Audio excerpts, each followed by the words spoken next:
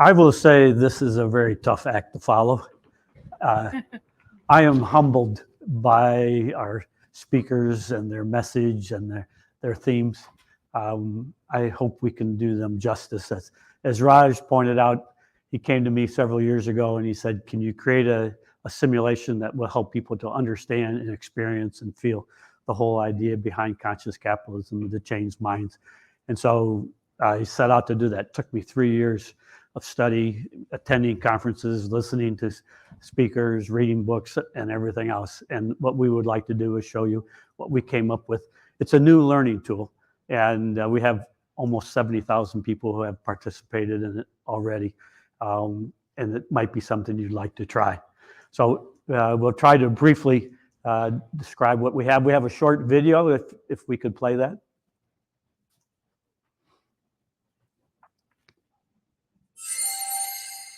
What is the main purpose of a business? Generations of entrepreneurs, economists, and educators have believed that the sole purpose of business is shareholder wealth. Businesses driven by profit have created job opportunities, technological advancements, and improved standards of living. Yet, the pursuit of profit has sometimes caused harm to the environment, employees, and society. New business philosophies, such as triple bottom line, principles of responsible management education, sustainable development goals, environmental social governance, socially responsible investment, and conscious capitalism call for businesses to not only focus on shareholders, but also employees, customers, suppliers, communities, and society. Many accrediting bodies now require schools to develop leaders who can manage the impact of business on the world. How can your school facilitate this shift in business philosophy? The Conscious Capitalism Business Simulation helps teachers to develop leaders who can manage both profit and business's societal impact. How does it work? Students work as an executive team, running their own business in an online game environment. They devise strategies, design products and ads, manage sales outlets and production. They learn to strike the balance between doing well through profit maximization and doing good through socially conscious management. For example, reports start coming in about a product defect that could harm customers. The workers worry about the health effects of their workplace, and the community is unhappy with the company's impact on the environment.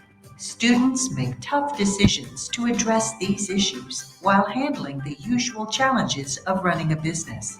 They discover what drives sales, profits, customer perception, employee morale, company reputation, and more. They learn that taking care of all stakeholders can increase the bottom line. Socially responsible leaders can create a better future. The Conscious Capitalism Simulation helps teachers develop the minds that will lead this change.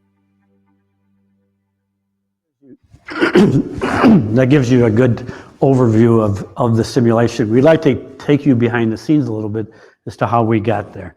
And this is an observation which I made, is to develop leaders to manage societal impact, all right?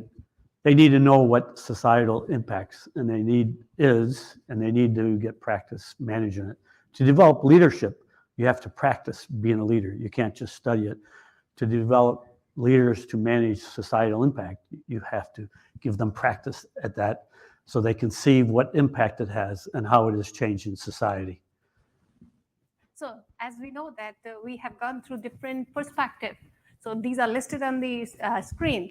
But the bottom line is how we imbibe all these perspectives into a mental framework, which can give the students a learning experience. So we have developed this conscious capitalism simulation based upon the Raj work. And it is wonderfully working with the students, learning and making them leaders, real leader, conscious leader. So conscious leader, conscious capitalism is embodying the spirit of all kind of the things Raj has already shared with us. It is talking about the conscious leadership, taking care of your stakeholders and building the conscious culture and a higher purpose. So this is how the conscious capitalism simulation has been built. And it is giving us an opportunity where students actually enter into the simulation as a player, and then they realize, okay, what have been taught as to us as a philosophy, it is something which is workable. So they take the position as a conscious leader and then see, okay, what are the normal business functions I have supposed to do as a business leader, plus as a manager, and then they have an opportunity to handle both the things, profitability and doing good. So this simulation has given them an opportunity to assess themselves whether it is this proposition is working or not. So as we know that simulations are based upon some algorithm, it's some storyline. So this storyline has been like generated at that in a way that whenever you work in that, so you have some parameters and you've been evaluated on your work done or your traditional way of doing the job or the business, plus some kind of your extra work done in terms of being a conscious person or as a leader. So this is very wonderful to see. They, in the course of their action or their learning process, they not only work upon those technical aspects, but they develop a mindset and which give them a confidence. Okay, so learning by doing or experiential learning comes into the picture, because saying something good and doing it in actual work, even though it is a virtual framework as a simulation, they are spending maybe 20 hours or the 24 hours, but they have an opportunity to think through what are the impact they have created as a leader or as a manager in taking care of their employees, their suppliers, their customers. Are they they are ethical enough, whatever they have promised in terms of their advertisement, whether they are doing it or not. So this is how students are experiencing all these things. So this game is built off of a game scenario, which is building 3D printed carbon fiber bicycles using new technology. And the idea is that the students will have an opportunity to take this into the global market and test out, is there an interest in less expensive carbon fiber bicycles? All right. And here are the kinds of things that the students have to deal with. They're really responsible for a whole company, and whether it be understanding the customers, doing strategy, developing products, doing advertising, figuring out human resources, manufacturing. So they have to take care of all of these things at the same time. And what we have done is overlaid on top of the normal elements of starting up and running a company, a number of issues that are salient to being a conscious capitalist. And in this matrix kind of shows you the timeline of a company over a 6-quarter period. And what we see is that a number of issues that deal with how they're treating employees or how they are working with the community, their suppliers, and we try to bring it in a very natural way as it fits within a company that's just getting started. In terms of how they learn about these things, actually, one of the things that I discovered when I was going to these conferences is that information comes from many sources. Sometimes it's in the newspaper, and nobody wants to be in the newspaper, and there's a problem in this game with regards to mountain bikes. Other times you get information from your employees, and they have their worries, and they share those, and we saw that point being made earlier. The students can also contract for consultant reports that will tell them how they are doing or what issues might exist with regards to the environment, their quality control, their employees, their community, and so forth. So they get all this information, plus they get information from the market, their customers, and production facilities. So all kinds of normal business information is available. All right. Okay, so as I was telling, that there are a few metrics. One is the hard metrics to evaluate the performance of the business, which is based upon our traditional way of balance scorecard, which is going to evaluate the financial performance, marketing, human resource, operational, manufacturing, all kind of traditional way we evaluate the business. And at the same time, we have conscious capitalism or the conscious scorecard, which will be evaluating the actions taken by the students in a negative and the positive way. So the situations are given in this simulation where they are supposed to take some decisions. If it is matching with the concept of conscious or the responsible business person or the leaders, they take some decision and the points are being counted as positive. And when they ignore it and they do the business and on the basis of the traditional way we have been doing, so they get the negative score for it. So this is how the conscious scorecard has been developed, and it is giving them an kind of a motivation to keep them on the track. So as the game move forward quarter to quarter, they would be able to their conscious scorecard plus their competitors' scorecard. So it is going to affect their overall business performance as well. And when they are moving forward, not only the conscious capitalism for principle-based framework we have taken into the account, but we have also taken into account the ethical, environmental issues. Are they taking care of it?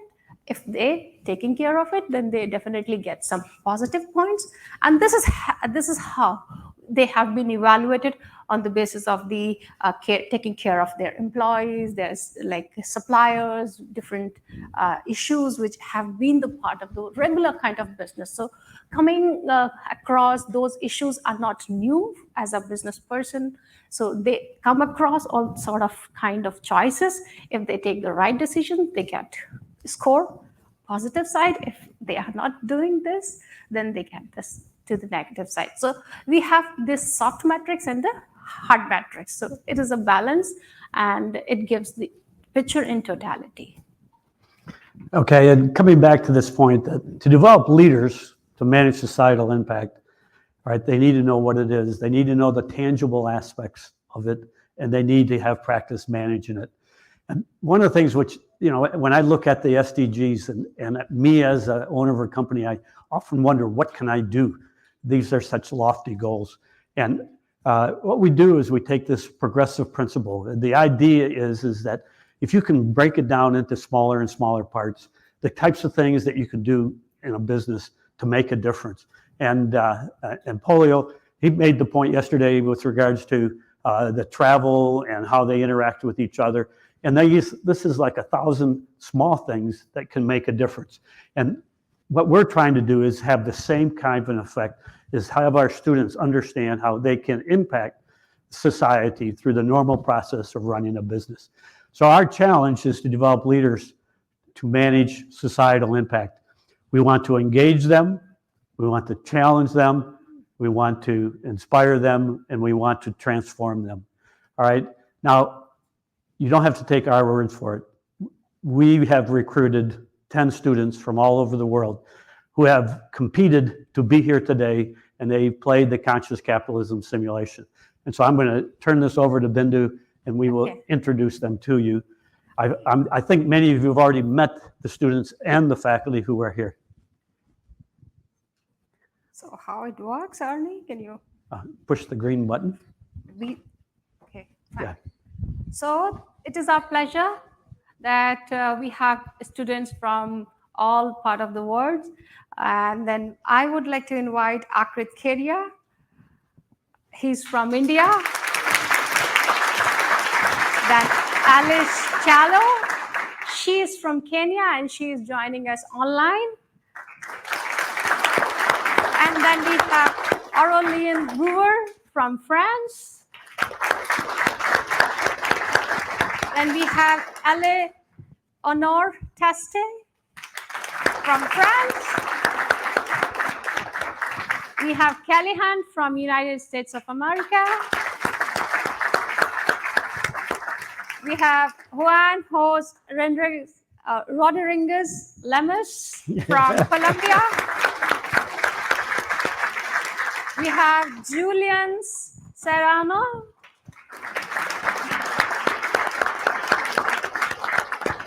Next is Maria Rees Olmo from Germany as a student, a native of Spain.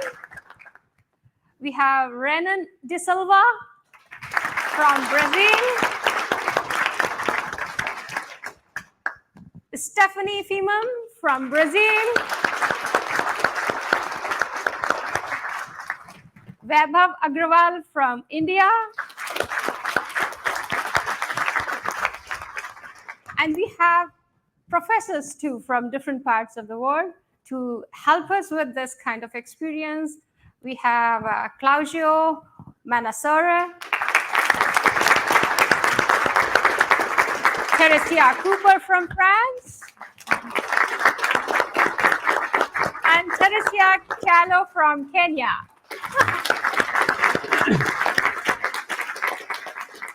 So we have a workshop following this session, and we invite you all to come. It's in room 304. The students are going to demonstrate and illustrate and share with you their experiences using the simulation and what it has meant for them. We'd love to have you come. We have just one last little thing we'd like to do. In India, they have an expression which is Jai Ho. Jai Ho means, it used to be a warrior cry going into battle, which was let victory prevail. More today, what it means is let this moment last forever. And as I was listening to these speakers, I was thinking to myself, we need this moment to last forever. It's not just the start, it's really the beginning, and it must last forever. So we would like you all to stand and yell Jai Ho with us, okay, to celebrate this moment. Okay, I'm gonna count to 3. We're gonna do it 3 times, all right? The students and the faculty here will participate with you, but we're all gonna yell Jai Ho so that this moment lasts forever, okay? 1, 2, 3. Jai Ho! 1, 2, 3. Jai Ho! 1, 2, 3. Loud. Jai Ho! There we go.